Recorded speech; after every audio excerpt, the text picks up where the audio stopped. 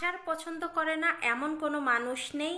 আজ আমরা দিয়ে খুবই মজাদার একটি আচার তৈরি করে দেখাবো আপনাদের। খেতে জাস্ট অসাধারণ, আঙুল চেটে পুটে খেয়ে উঠে যাবে, এতটাই মজা হবে এই আচারটা।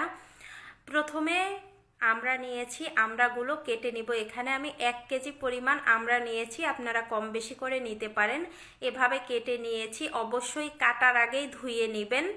এবার প্রথমে একটা মশলা তৈরি করে নিব।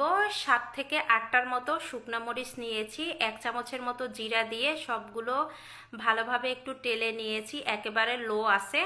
তারপরে এখানে দিয়ে দিলাম 2 টেবিল চামচের মতো পাঁচফোড়ন দিয়ে আবারও কিছুক্ষণ ভাজি করে নিব। আর অবশ্যই জালটা কিন্তু মিডিয়ামে রেখে দিবেন, নয়তোবা পুড়ে যাবে। আর পুড়ে গেলে মশলা, তাহলে কিন্তু আচারটা তিতা লাগবে, খেতে ভালো লাগবে না। মশলাটা নামিয়ে নিয়েছি, আমি ব্লেন্ডার জারে গুঁড়ো করে নিব। এখন আচারটা তৈরি করার জন্য দিয়ে দিলাম পর্যাপ্ত পরিমাণে সরিষার তেল, আর ছোট সাইজের দিয়েছি 2টো তেজপাতা আর একটা শুকনো মরিচ মাঝখানে ফালি করে দিয়েছি। এবার দিয়ে দিব রসুন, আর রসুনগুলো অবশ্যই থেতো করে দিবেন। আমি রসুনগুলো থেতো করে দিয়েছি, দিয়ে কিছুক্ষণ জাল করে নিব। যখন দেখব গোল্ডেন কালার চলে এসেছে, তখন আমি অন্য উপকরণ দিব। এই তো গোল্ডেন কালার চলে এসেছে রসুনে। এখন ফোড়নের জন্য দিয়ে দিলাম গোটা পাঁচফোড়ন দিয়ে একটু জাল করে নিয়েছি। এখন কেটে রাখা আমড়াগুলো দিয়ে দিলাম, দিয়ে এখন কিছুক্ষণ জাল করে নিব।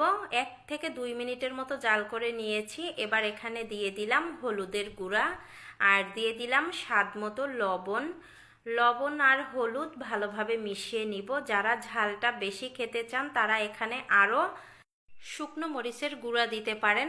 মিষ্টির জন্য দিয়ে দিলাম চিনিটা আপনারা যেরকম খেতে চান সেরকম দিবেন, ধরাবান্ধা নেই যে চিনিটা এতই দিতে হবে। চিনিটা দেওয়ার পরে মিশিয়ে নিচ্ছি।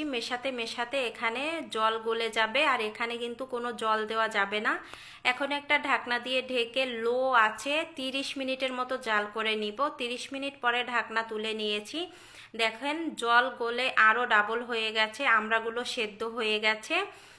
আর এই 30 মিনিটের মধ্যে অনেকবার আমি ঢাকনা তুলে নেড়ে দিয়েছি।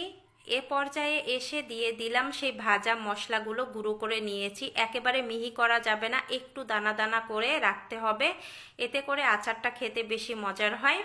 আর এরকম পর্যায়ে যদি আপনি মশলাটা দেন, তাহলে মশলাটা সম্পূর্ণ আচারের মধ্যে ঢুকে যাবে আর খেতেও অনেক বেশি মজার হবে।